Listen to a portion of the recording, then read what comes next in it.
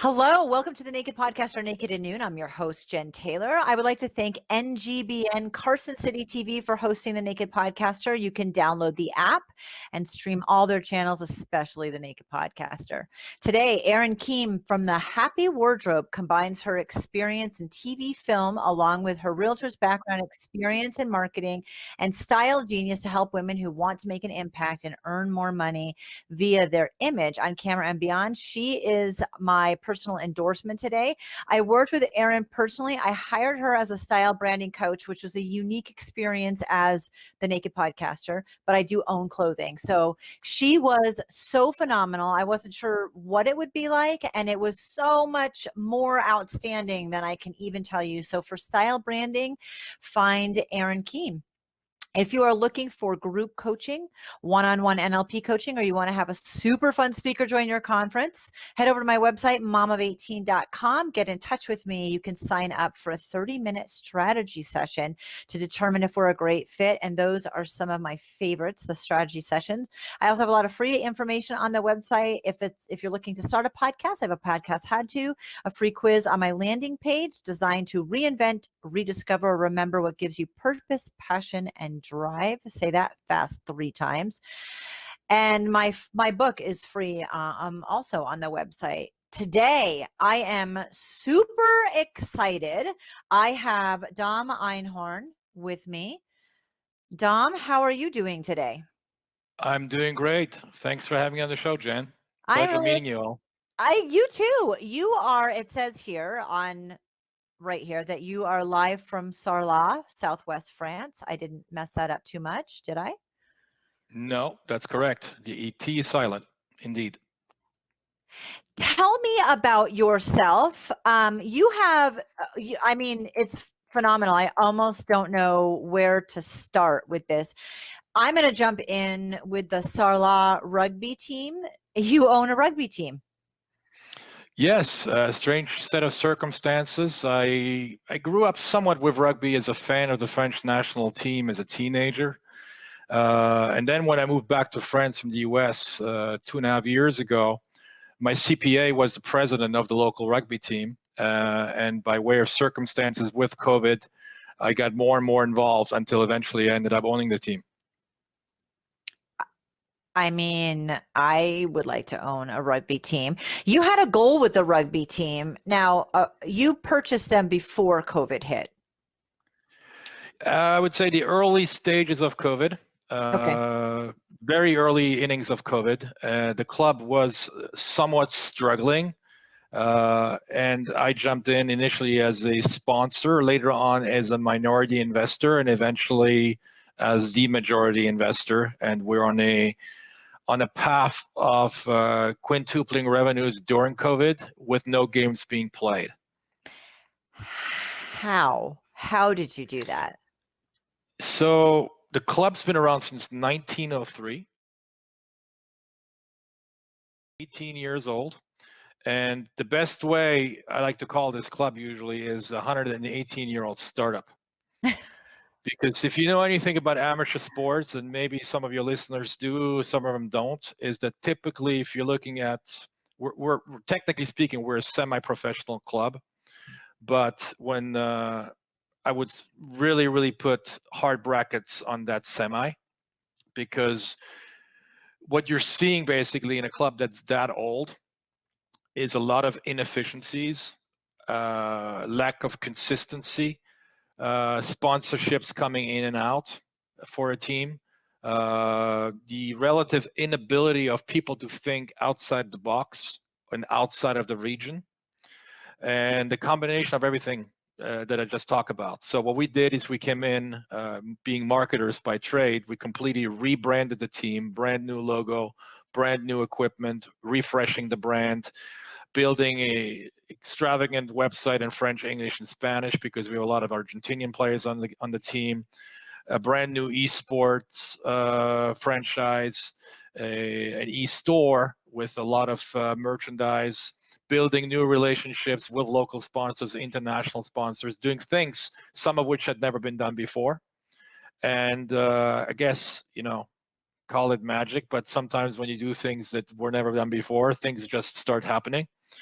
I'm a strong believer that massive action turns into massive results if you stay consistent and if you're consistently putting the effort forward.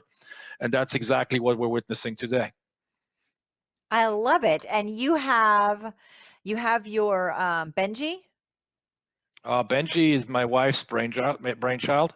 Ah, okay. So at some point in time, my wife said it's not normal that a soon-to-be professional rugby team doesn't have a mascot. Right. So the local emblem for the town of Sala is a salamander. So we basically built a massive blue salamander, blue and black being the colors of the team. And it's an absolute smash hit. It gives you an idea. I mean, in the US, most of you can relate to what a mascot looks like. But everybody locally here around the club thought, what is this? What are you trying to accomplish with this? Is it just wait and see? First thing we did is we went during Christmas time, took Benji to the local schools, and it was an absolute hoot. I mean, 100 kids jumping over Benji, to the point where Benji, technically being a male, he did give birth to a little mini Benji. So we now have a little mini mascot, Benji Jr., that sold out during pre-order. Because we actually had a mold made, and we actually had one toy made, and now it's literally flying off the shelves before we even have them. Wow, that's incredible. So you breathed really, really new life into this rugby team. And it's a very diverse rugby team too, because technically speaking, a French amateur rugby team is only allowed to have 2 foreign players on the play sheet. Okay. However, if a foreign player has been playing in France for 5 years or more, he is deemed a French player according to the license. So we are a very diverse team. We have players from the Fiji Islands, we have Tongan players, we have Argentinian players, etc. A Georgian prop, you name it. Inside of Unicorn, we're roughly 30 people hailing from 18 different nationalities, and actually predominantly female versus male. Incredible. I want to switch now, and I don't know where you want to go first because I don't know how everything is connected, but you have the startupsupercup.com, and then you have the Unicorn Incubator. So talk about what those two are, how they're connected, or if they're connected. Yeah, so everything we do, the glue to everything that we do is Unicorn. So Unicorn with a Q. My last name Einhorn means unicorn in German. That's one reason. And also, as most of you know, a unicorn is typically a startup that ends up being valued at $1 billion US or more. So it's kind of like usually a startupper's dream to actually build a unicorn, which is an elusive animal. But I'm proof that it's not that elusive, since I am a unicorn by name, by birth. So Unicorn is an incubator accelerator for technology startups. And in particular, we're actually looking at the Sarla team as one of our incubees, the same way a project like the Startup Supercup is an incubee. What we do is we vet and we assess young startups, and we give them a framework in which they can succeed. So instead of having a startup entrepreneur that typically would be working out of his garage, nothing against that, because some of the most successful brands were built in garages. At least that's what we're being told. But those famous Silicon Valley garages that spun off HP, Oracle, Google, et cetera, et cetera. In many cases, it's actually not true if you really know the founders. But I guess it sounds good for PR when you say, look, we started in a 200 square foot garage, and today we have 100,000 employees. But an incubator basically appeals to startups in a multiple of ways. Number one, it tells them you're not alone. As you're going through the maturation stage, you need help in order to grow, expand, and basically an incubator is what you would call an incubator in a hospital, where the baby, maybe a premature baby, is not strong enough to survive. You put it in the incubator so that the survivability of that baby obviously is assured, and that ultimately it will emerge coming out of that incubator and go into what we then call an accelerator. So incubation is very early stage for startups. We help startups set up shop. It's a turnkey process where they have access to legal attorneys, accounting, graphic designers, developers, marketing people, et cetera, to actually take that concept from the infancy stage through a maturation process. If they graduate from that stage, they go into our accelerator, which is meant, as its name indicates, to accelerate the process of going to market and, in particular, acquire more customers for their product or service. Then you have the Thrive program too. And I love on your website under Incubate, you talk about how you help people completely move to South France. You're in a small That town. And I mean, it was phenomenal to read the information about it. It was really impressive. Do most people want to move there and work directly with you like that? The answer is no. So unequivocally, no. So if you took 100 startup entrepreneurs, young startup entrepreneurs, and young can be anything. It can be 70 years old and be young of spirit, right? So I'm using that term loosely. If you asked 100 of them, irregardless of where they currently are, New York, Los Angeles, London, Singapore, Tokyo, or even other larger cities of France, do you want to move to Salah, France, which is a town of 9,000 souls in the winter with 3 million tourists, primarily in the summer season? Roughly 88% of them will tell you no. What interests me are the 12% remaining, which, if you size up the market, is significant. Now, who are the people that are more likely to tell us yes versus than no? In my opinion, if you have a startup, a promising startup, and you know that you can go to a place where you're going to get the level of support that we're providing you with, you should be willing to go to the moon. And within the next 10, 15 years, to Mars, because there will be a lot of startups set up on Mars at some point in the future. What I'm saying is that if you have the real DNA of an entrepreneur, you should be ready, pack your bags, and go to where you're most likely to succeed. And I believe that our place is one of those places.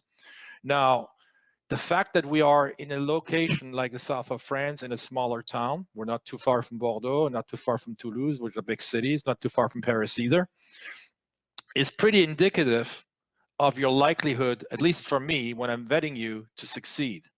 If you're giving me excuses, creative excuses as to why you should not be coming into one of the best incubators in the world and help you succeed, then probably me, because I'm a likely investor in your startup as well, I'm probably going to say, maybe that's not the right target for me. Maybe that's not the right person I should be working with. Because if I'm handing him this opportunity on the platter and he says no, because I'd rather go rollerblading in Santa Monica, no problem. That's his prerogative, right?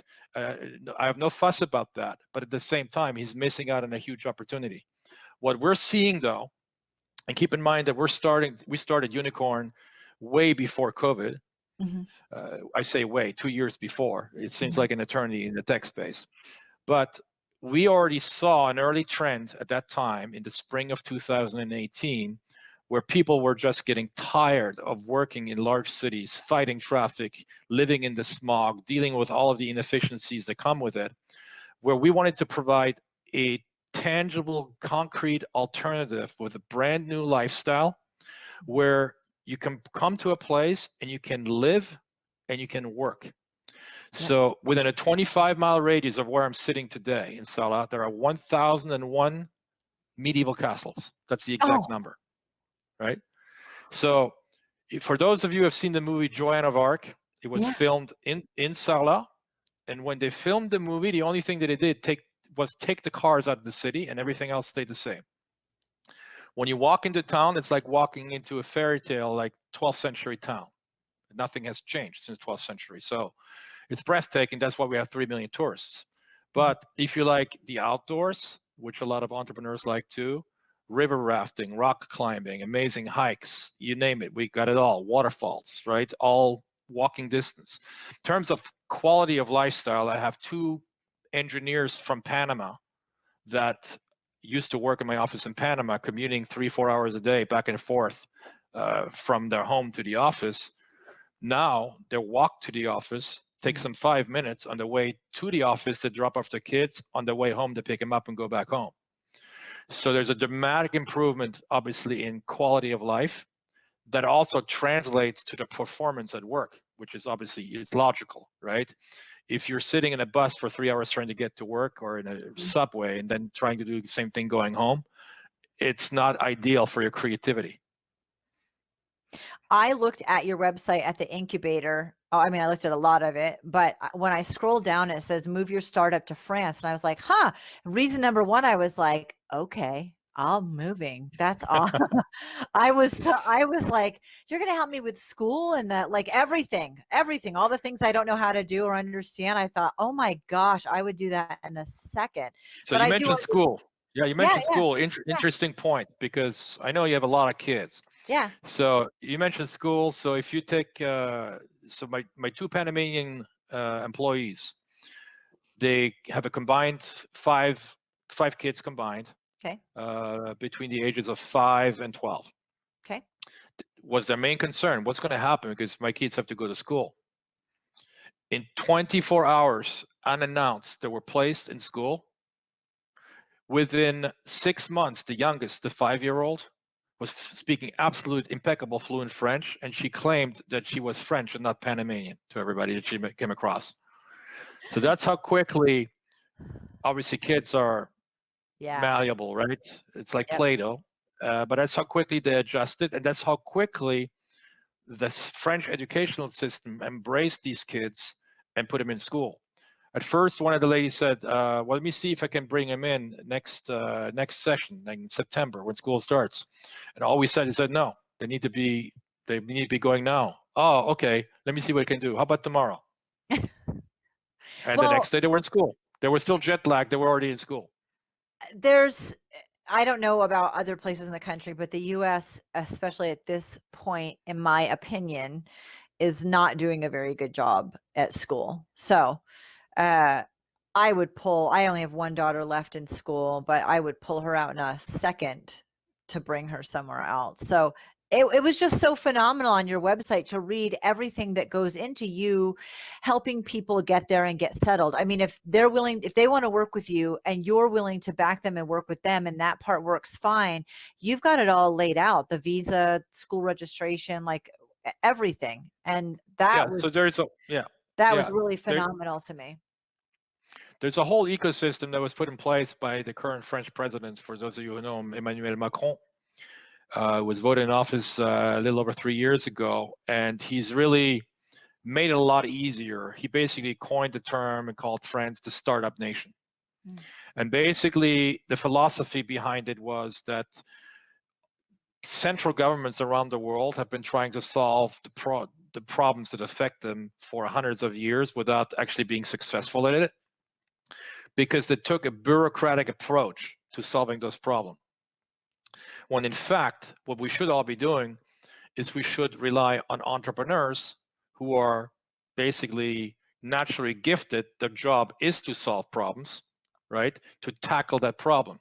So basically what he did is he opened up all the problems that the government had identified to entrepreneurs and startups, no matter where they came from, making it very easy to immigrate to France with what's called a passport talent visa.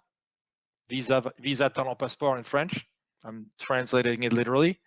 That makes it easy for a startup to relocate and to bring in talent. That is incredible. That's incredible.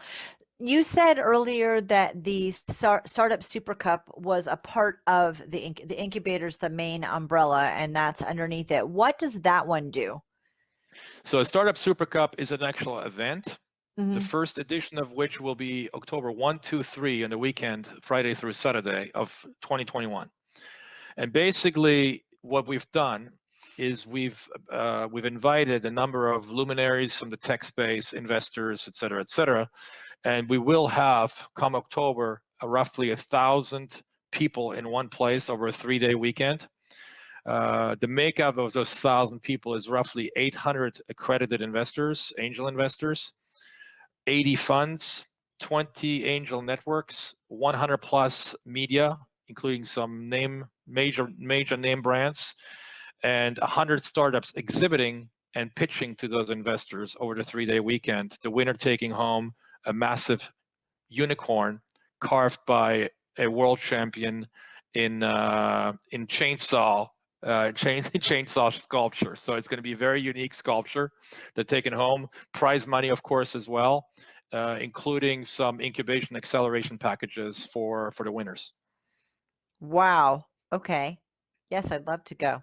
So the idea there is to basically demonstrate that you can launch a startup in a place like Sala, Mhm. cheaper, more efficiently, faster than pretty much anywhere else, given the right ecosystem, which we've set up for you.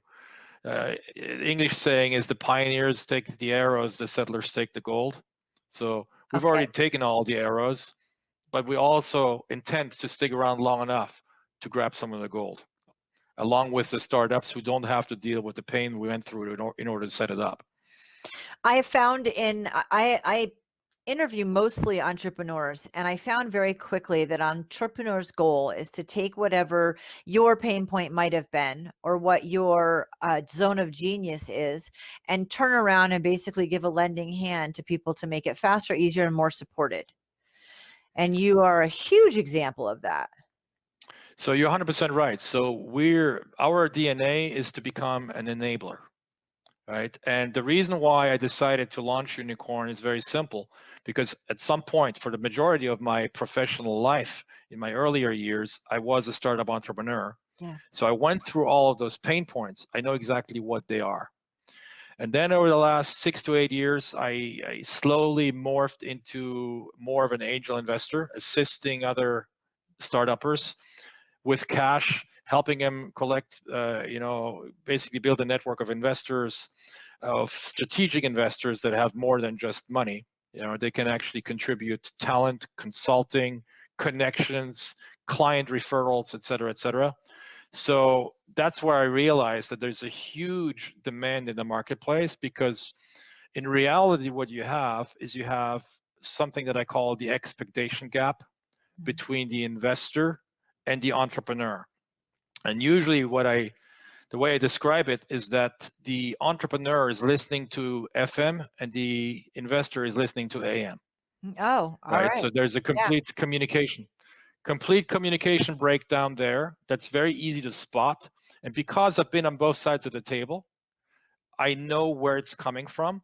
And I also believe I know how to resolve it. And that's part of what we're trying to do with Unicorn. Let's go back in time, because I know that there's a massive story, and you touched on that you're a serial entrepreneur, I would say.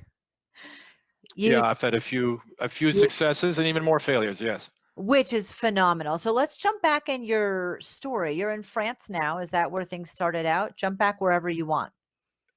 Yeah, born in France in 1970. Oh, me So, too. Woohoo. well, wait. So we're both dogs according to Chinese zodiac. Perfect. All right. I'll take it. So that's where it all started for me. I grew up with a very, very strong mentor, my maternal grandmother, who was a World War II resistant. I remember growing up, going through her house and touching, and we're now talking in the 70s, early 80s, memorabilia from American GIs, because northeast of France, the Alsace-Lorraine region was liberated in the spring of 1944. For those of you who are history buffs, you can look at the Battle of Hatten, Hatten, which is roughly 3 miles away from my grandma's house, where my parents still live today. And I remember some very, very interesting stories from my grandmother, for example, because she grew up in an era of scarcity where they literally had nothing. They were starving. There were 11 siblings, 7 of which got killed, including some stray bombs. So that tends to build character. And I remember, for example, taking a bath, and my grandma would go take a bath in my water after I'd washed myself. So that's one thing that really I found where it's really strange. But that's how scarce water was during the war, and she continued to live like that with total dedication, total abnegation. Then she was an amazing cook, and she would make these tarte flambée, which are these Alsatian pizzas. Matter of fact, if anyone wants the best startup tip, if you launch those damn things in the US, you'll make an absolute killing. You'll be a billionaire. Trust me. All you have to do is sample it out, and people will eat it forever. It's way better than a regular pizza. But she would roll these things up for us three brothers, feed us all, and once everybody was fed, everybody had eaten, she would sit down and eat a slice or two. But she would never eat before all the boys were fed. Total dedication, et cetera, et cetera.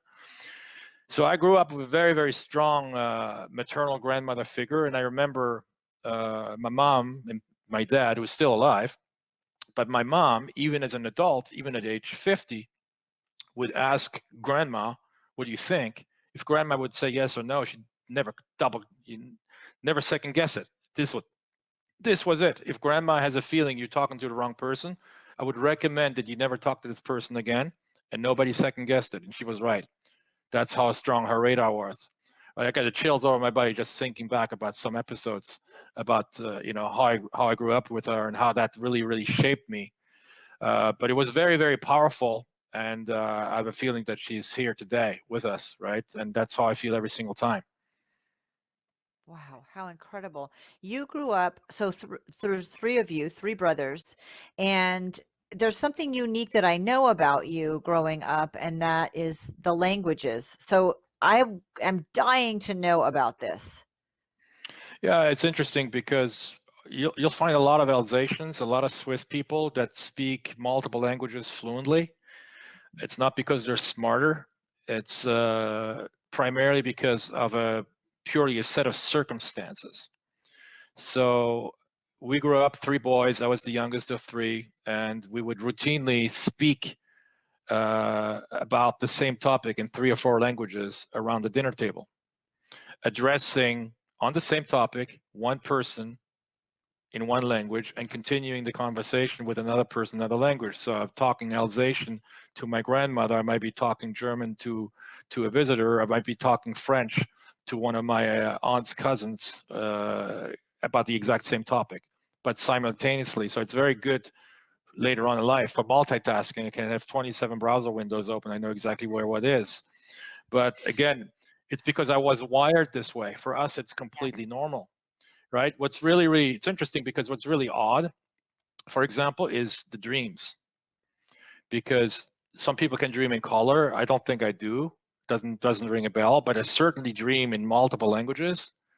And when my mom speaks English to me in a dream, I wake up immediately because I'm like, wait a second, mom doesn't speak English. It's really, really odd, right? So for those of you, for example, who are multilingual parents of young children, there's a lot of research behind that that proves that a child makes an emotional bond, obviously based on language, and that the native speaker should always speak one and the same language to that child until the child reaches the age of 6. So let's assume you're an American mother, the father is South American, and you have a little girl, she's just newborn. A lot of people in that situation, they don't know what should we be speaking, right? Should we be speaking English? Should we be speaking Spanish? A little bit of both? No. What you need to do is the father, who is a native English speaker, only speaks English to the child, and the mother only Spanish until the age of 6. And then all the research indicates you have a perfect bilingual child that will learn a third, fourth, and fifth language like butter, like super easily later on, because all of the neuronal connections in the brain are developing already pre-birth. It's proven that in the womb of the mother, a lot of those synapses are already built because they're already here. So for example, there are startups in that space, coming back to the unicorn model, that specialize in pre-birth child development. And one of the startups has lullabies that are playing for the kids while the kid is still in the womb. And the mothers will tell you when the Japanese lullaby comes up, the kid gets all agitated and it starts kicking because it's very, very high pitched. It's very, very, it's very jovial, right? And when the Russian one comes up, it's pretty stern and everything stops. If you put the Japanese one on, the kid starts kicking again. The kid's not even born yet, right? So some very powerful things, right there in terms of language acquisition and how they can actually shape the rest of our life. There's also a lot of research that shows that if you are bilingual, trilingual, quadrilingual, or more, when you speak, so I'm speaking to you right now in English, which is not my mother language, it's a learned language, but I'm actually adopting a different personality by way of language. That's proven. If you actually took a brain scan of me right now speaking English and then turning around speaking to my wife in a different language or to anybody, French, German, Spanish, or whatever, different parts of the brain would light up and different connections would be made. So scientists have proven that we have multiple personalities that are based on language and that we are actually physically becoming a different person by way of speaking a different language. Wow, that's incredible. You were raised speaking 4 and it was common. That was just how it was. So, but you speak 6 now, correct? Yes. I'd say I speak 4 or 5 fluently and struggling with my Vietnamese. My wife is Vietnamese American, and honestly, even if I spoke 50 languages, that one is like very, very tough because she claims that when she's trying to speak French that every word sounds the same, but she must be talking about her own language. But it's true that French is a difficult language, Yeah. not necessarily to speak, but to write. So we have a lot of homophones, words that sound identical but that are spelled differently. I'll give you Right. one example. Okay. Cent, cent. Cent, C-E-N-T means 100. Okay. Sang, S-A-N-G means blood. Oh, yeah. Sans, S-A-N-S means without. Right. Sans, S''E-N means to go somewhere, etc., etc. And they're pronounced 100% identical. The only way you can tell the difference is by context Yep. or when you actually see them written and you know what the difference of the meaning is. That's incredible. Let's keep going. I would love to learn more about your grandmother, but what a phenomenal story that is. Let's go move forward though, because you're growing up in France speaking 4 languages. Tell me about your teenage years. Move forward for us a little bit. Teenage years spent them in France. Good student. Fascinated by a lot of things. Fascinated by martial arts, in particular kickboxing. Also fascinated by still languages, literature, and I'd say early inkling towards business, but not as pronounced by any shot as later in my teens, early in my 20s. Then I went through the military school in France that was the equivalent of West Point in the US. And coming out of that school, I had a very bad experience coming out of that school, which soured me for many, many years, for about 10 years. I usually don't like to talk about it, but let's just sum it up by saying I got royally screwed. There's no better way to put it. And I just say, screw this, I'm out of here. And my strength coach at that point in time, my kickboxing strength coach, was an American living in Las Vegas. He said, why don't you come over here for a couple of weeks and think about what you're going to be doing next? And that couple of weeks quickly turned into 8 years. That's how you got to the US. Okay, very interesting. So you got out of the military, bad attitude, not happy. And how did you connect with someone in Vegas to be your coach back then? So I was working out at a gym in Germany, in Kiel, Germany, right across the Rhine River from Strasbourg. And he was an American athlete working out in there, strength coach. We hit it off really, really fast, became very close friends. He wanted to go back home and he said, why don't you come with me? I said, sure, come along. And that's how things took a life. Without him, I would have never made it to the US. Before we jump into the US, you made a comment when you wrote to me about Jules Verne. How did that play into things in your So that, future? yeah, so that is, besides my grandmother, that's probably the writer that really marked me the most, because I was a voracious reader starting at age 5 or 6. When I say voracious, there would be days where I would read a 500-page book, no problem, like 12 hours in a row. And Jules Verne was absolutely my favorite writer as a preteen and during my teen years, because I realized that growing up in a very small village in northeast of France, 400 souls, Mhm. that everything you set your mind to is possible. So I was a very early dreamer, Mhm. living through the lens of one of the most incredible visionaries that we've ever known. If you've read 20,000 Leagues Under the Sea, clearly he, quote unquote, invented the submarine 100 years before the first submarine. Mhm. A voyage to the moon, the rocket to the moon, what Tesla, right? He's the precursor of Tesla or anything like that. Uh, the voyage inside the body, same thing. Nanotechnology, like 150 years before the first nanobot was ever devised. And that for me was extremely inspirational, right? It was more a dream initially, but I realized that as time was going by, that a lot of these quote unquote fantasies, oh, thank you, there's my one of my idols on screen. A lot of these fantasies were actually becoming reality, and that he was much more of a visionary than Nostradamus, Right. right? So he actually started drawing up physical plans as part of his books, as part of his literary work, of how a submarine would actually work with the propeller, et cetera, et cetera. Clearly, a lot of it was fantasy. A lot of it was great character design, right? Which we've all come to know. But for me, this is really what, at a very early age, put me on the path to becoming an entrepreneur, by saying, look, whenever people tell you you cannot do it, that's probably the biggest motivation that will tell you absolutely this can be done, and I will prove it to you. I love that. I love that. I'm so glad that I asked you that question.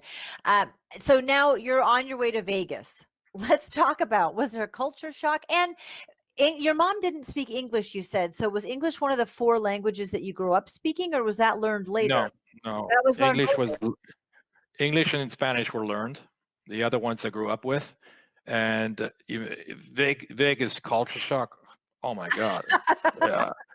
So let me start with culture shock. So I have not Okay. even landed. I've not even landed in Vegas, and the plane is approaching McCarran International Airport, and I'm looking out the window. Well, I see a bunch of deserts, and then I see nothing but blue. I'm like, oh my God, what's going on here? Everybody's got a pool in the middle of the desert. Right. It was an absolute shock to me, right? And then I found out saw golf courses in the middle of the desert. I'm like, what is going on? This is really, really odd. And then really the biggest shocker in terms of culture shock, I had about a week after I was living with my strength coach in his house, and I threw out the trash. And then I saw the neighbor who I just met a couple days before, his trash can completely overflown. And the trash can is about 4 or 5 times the size of what we have in France. I'm like, I'm just curious. I lift up the lid and I see a Barbie doll. So I'm like, wow. So I take out the Barbie doll. I'm like, why did they throw this away? I mean, it still looks good, right? So at least even if it doesn't work, a kid could still be playing with it. And I turned around. It had a little vice. I turn it on. It starts talking to me. So either the kid was bored with it and just decided to throw it out. I was like, this would never happen in France. At least we would pass it on. I was the youngest of 3 boys. Everything was passed on to me, right? If you don't have any additional children, you can probably find a neighbor or bring it to Salvation Army or whatever and pass that on to someone. But I was absolutely in shock. Number one, by the size of the trash can, the amount of trash being created. And number two, what was in that trash can, including a perfectly functional toy that another kid could have used and be very happy with. So culture shock obviously didn't end there, right? I mean, it went way beyond that when people actually started showing me around town. Yeah. But I mean, I think I rewired my brain within a week's time and seeing things I had never thought would be possible. But I also remember in those times, because now we're talking 1993, people telling me, "Oh my God, you wouldn't believe how Vegas has grown. It now has 350,000 people, right? Where is this ever going to end, right? We're already building beyond Sahara and Decatur on the west side, cross streets. Well, if you're looking at the map today, Sahara Decatur, it's smack dab in the middle of Vegas, Yeah. right? It's stretched out. I remember properties popping up like mushrooms, like literally overnight, like it had just rained, and now you got. I used to live for a couple of years at 8450 West Charleston. These memories are coming back to me, and that was the very, very fringe of Las Vegas. Now that street goes on for another 5 or 6 miles, right? It's just unbelievable how the town has exploded. But yeah, most definitely culture shock, and in hindsight, still some culture shock. I had a foreign exchange student from Germany. She's one of my daughters, and she came to us. I lived in Alaska at the time, so not even like Vegas. It wasn't even a city like Vegas. Alaska didn't have the same amenities that some place like that would have. And when she came from Aachen, Germany, and we went to the store to get her shampoo and what kind of cereal do you want to get, and she nearly was in tears in the aisle because she had never seen so many choices. And I Yeah, was you get I mean, so yeah, I watched her process that. that reminds me of my first trip to Baskin Robbins. Okay, okay. 32 Right. flavors. So, growing up in France, we had the choice between yes ice cream or no ice cream. Right. You can have any flavor of ice cream as long as it's vanilla or chocolate. Right. That's what I grew up with. And all Right, of a sudden, somebody takes me to Baskin Robbins, 31 flavors or whatever the heck it is. I'm like, how do you even do that? yeah. Like, how do you even make up those flavors? I didn't even know what those flavors were. Right. And would you like to try some, sir? Yeah, I'll try a little bit of everything because I don't know them, right? That's pretty much what it was. Give me that little spatula, I'll try 31 of them and I'll tell you what I think. And they actually did it. The trash can, though, is the biggest thing that we have so much more excess that we're throwing out, regardless of whether it's perfectly good toys or what are we producing in trash that you guys just did not produce in trash in France? I think overall in size, I think the biggest shocker would be to see, everybody knows that if you're using big plates, dinner plates, you end up eating more. Yeah. So if you go see a dietitian, the first thing he would tell you is to take smaller plates because you'll force yourself to eat less. Hmm. If you have a smaller trash can, subconsciously you're going to produce less trash. If you're given a massive trash can, a big size, you're just not going to care. I got plenty of room. It's just going to fly out. So that's in general, I think, what you see. Then I think that the main difference is in conspicuous consumption, right? I think the biggest, and obviously a lot of big parts of Western Europe are Americanized and behaving no different than in the US. Let's just be clear on that. But I say overall, the European consumer is more aware of two things. Number one, the cost benefit of what he's buying. And Uh, number two, the environmental impact of the afterlife of what he is buying, knowing that eventually it's going to end up in the landfill. So big shocker with regards to that when I came to, especially in the 90s, mid 90s, were the late night infomercials on oh yeah. American TV, Mhm. which you don't find in France. They're almost impossible to find. And then I remember Tiger Gym this or whatever the brand name were. And then what was really interesting about those commercials is they would show you how neatly that piece of equipment would fold up together and you could slide it under the bed because that's where it's going to end up. And at one point, you're going to say, what the heck is this thing doing under my bed? And you're going to throw it out, right?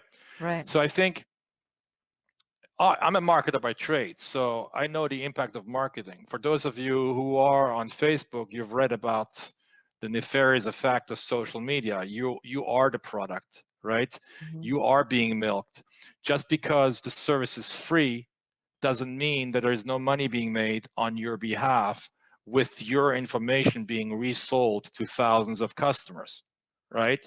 Right. Which will change, in my opinion. Absolutely, the legislation will change. It's already starting, that these companies will no longer be able to get away with what they're doing because they're reformatting our mind, and not necessarily for the better, but most importantly, they're highly aware of what they're doing, and they're highly incentivizing that to happen at scale. Mm-hmm. Right? Because the more you click, the more you engage with a piece of content, the more advertising dollars are being generated for everybody involved. It keeps the wheels turning. But what it does to our brains, we've never witnessed before, because this magic device that we call a smartphone has become an extension of our brain. And the next step is we're going to bypass the device itself. And if you look at Neuralink, Elon Musk's new project, we actually will connect to the cloud, to the internet, directly with our frontal neocortex if we want to, right? So sounds scary, sounds science fiction-like, but look, about 5-6 years ago, we started talking about drone deliveries, and everybody was, I remember the 2020 segment, you may remember it as well. They had Jeff Bezos on an interview, and they were talking about Amazon willing in the near future to deliver packages via drones.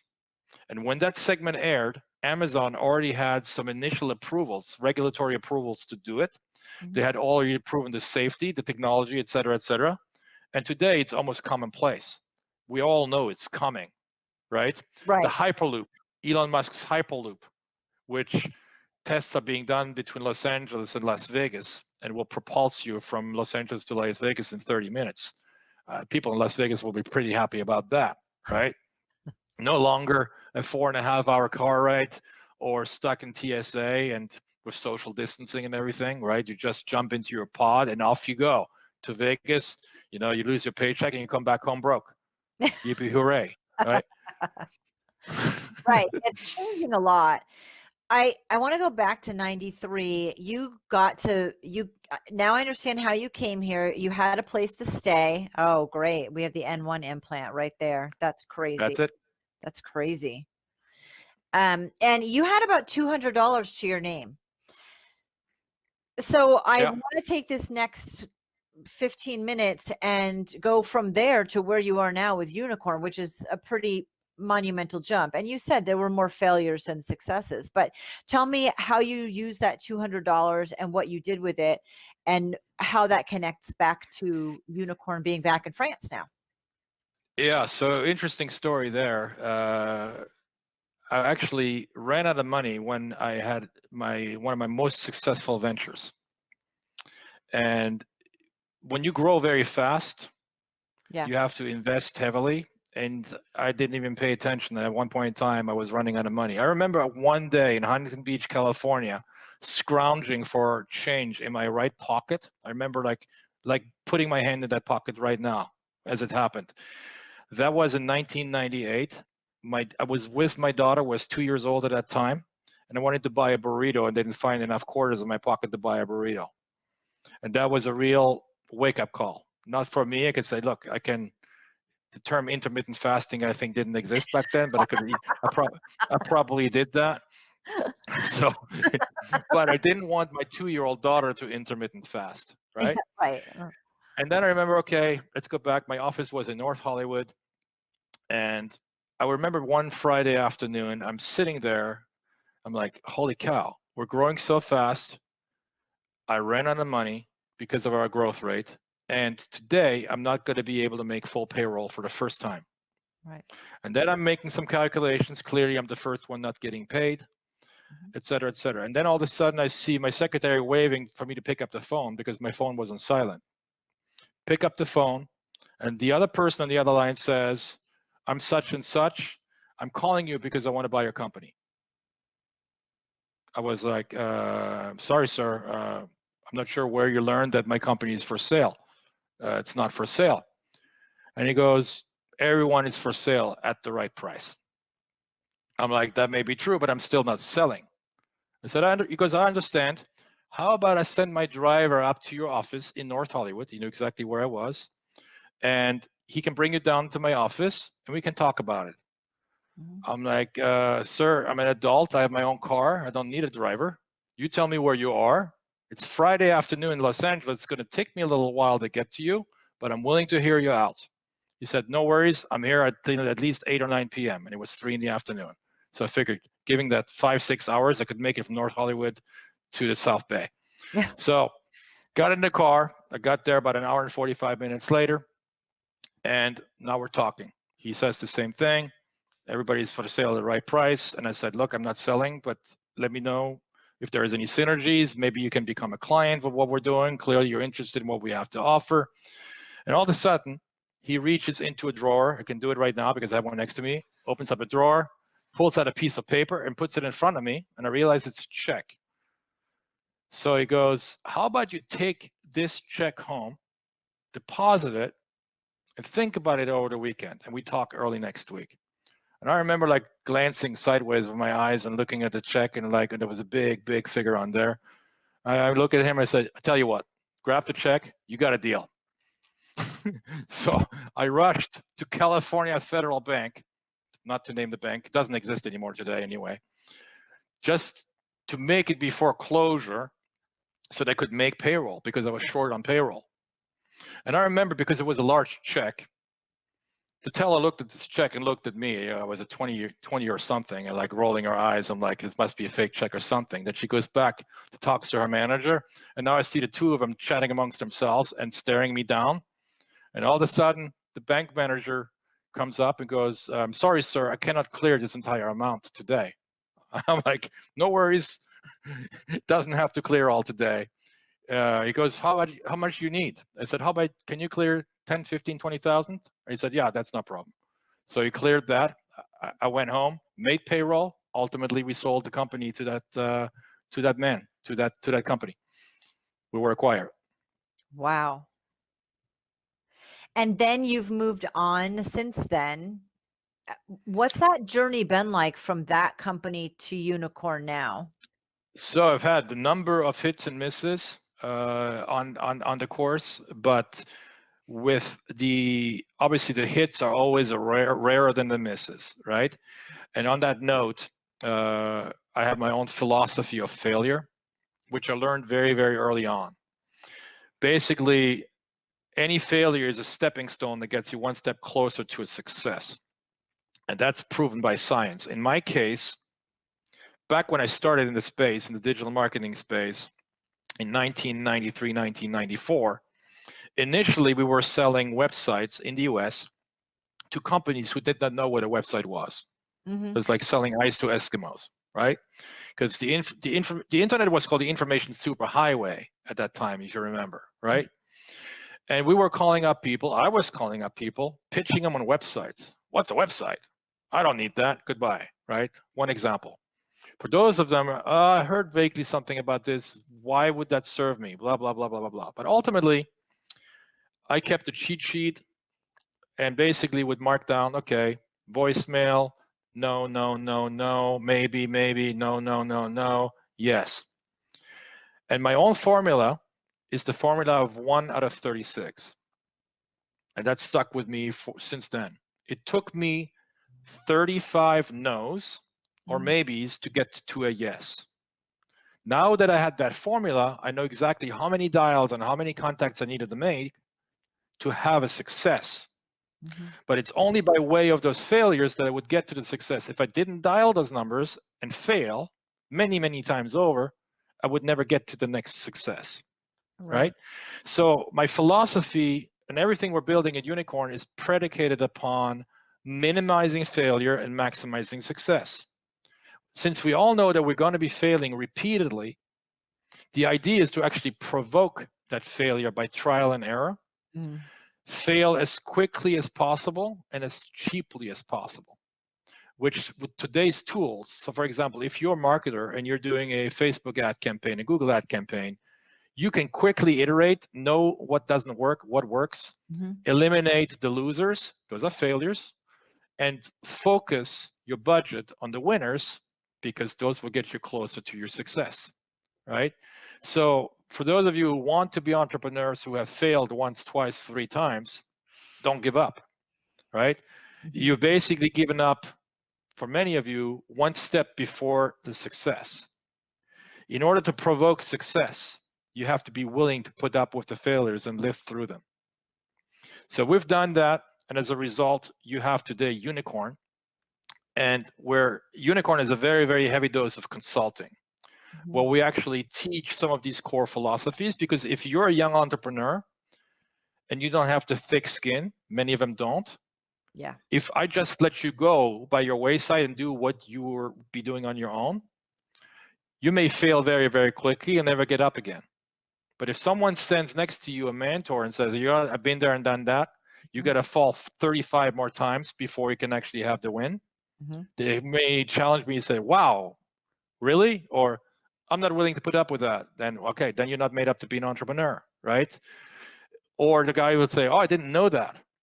So let me go back to work. Let me fail 35 more times so I can actually get the success. And I've actually had those experiences, right? So it's very important for any entrepreneur to know what they're getting themselves into, because entrepreneurs are outliers. Not everybody's made out to be an entrepreneur. And the big mirage that we grew up with is that it's become so easy and so cheap today to become an entrepreneur that everybody thinks they're cut out for it. When I started in the tech space, if I remember 1998, my average bandwidth bill per month was $8,000 US, and I was using 800 times less bandwidth than I'm using today, and I'm paying nothing for it today. If you had an e-commerce website in the late 90s, you needed an Oracle server license, right? SQL. MySQL didn't even exist, or was just in its infancy. In order to buy one instance of an Oracle server license, it put you back $32,000 US. Bottom line, if you didn't raise at least $250,000 or $500,000, you had no shot, no reason to be in business. So it was a lot more difficult. The obstacle, the bar was set so high at that point in time. And those today, it's completely demonetized and democratized. Anybody can do it from their smartphone in their pajamas, right? But that doesn't mean you should be doing it, okay? Because what's happening as a result of this rapid democratization and demonetization is that everyone can compete. So what really matters today is your ability to differentiate yourself from the other startup and not start a business for the sake of starting one. If you go back, Jeff Bezos has a very, very, very, very important line for entrepreneurs that basically says that you should not be focusing on the future, on trying to come up with a crystal ball and guessing what's going to be the next big thing. Don't focus on what's changing, because it's changing too fast. Focus on what is not changing and build a business on that. So what's not changing? Well, tomorrow we're going to wake up and probably going to eat, right? At some point during the day. Going to take a shower. We're going to clothe ourselves. We're going to educate ourselves. We're going to use all these different products and services. Find out a better way of delivering those products and services to your intended audience. And then also, because unicorn means startup worth $1 billion or more, right? If you really want to be a billionaire, very simple rule: help 1 billion people. Focus on the net effect, on your impact of helping people, and the rest will fall by the, will just happen magically on its own. Early in my career, because I had no choice, I always focused on the money, because without that I couldn't make ends meet. So I had no choice. But today, the first thing I'm focusing on is building a great startup, building a great product that actually answers a dire need in the marketplace, help as many people as possible, right? Make their life easier, make their life simpler. There are so many friction points that you can come up with if you really think about how we're leading our lives. People don't like friction. People like the path of least resistance and are willing to pay a price for the path of least resistance. So if you're setting up to do something, try to figure out how you remove some of those obstacles that will smoothen the customer's journey, and you will have a business model that will fall into your lap. Dom, how do people find you? Do you have an ideal client? But what's the easiest way for people to find you? Easiest way for anybody to come to me, I'm on LinkedIn, Dom Einhorn, D-O-M as in Mary, Einhorn, E-I-N-H-O-R-N. I'm the only Dom Einhorn on LinkedIn, as far as I know. Same on Facebook. Our website is Unicorn Incubator. That's unicorn with a Q, incubator.com. My personal email is dom@unicornincubator.com. We mentioned the Startup Supercup. You can visit that as well. It's startupsupercup.com. Most of the people that come and work with us are purely by referral. We have a very strong network of investors, angel investors, and startups. We're very much entrenched in the local startup ecosystem. We work at a high level with the region, Southwest region of France. Matter of fact, a couple of days ago, I trained a whole bunch of French startups that were pitching at the first digital edition of CES, the Consumer Electronics Show, which, as you know, is held in Vegas every year. This year was the first time it was not a physical event. It was dematerialized. It was a virtual event. But back in the days, I did, I think, 12 or 14 CESs. It's an absolute madhouse in Vegas for 3 days, 3, 4, 5 days straight. But yeah, anybody feel free to reach out. I live online pretty much. I'm very quick to respond. Dom, thank you so much for being on and sharing your story. I appreciate you. I thank you so much for having me on.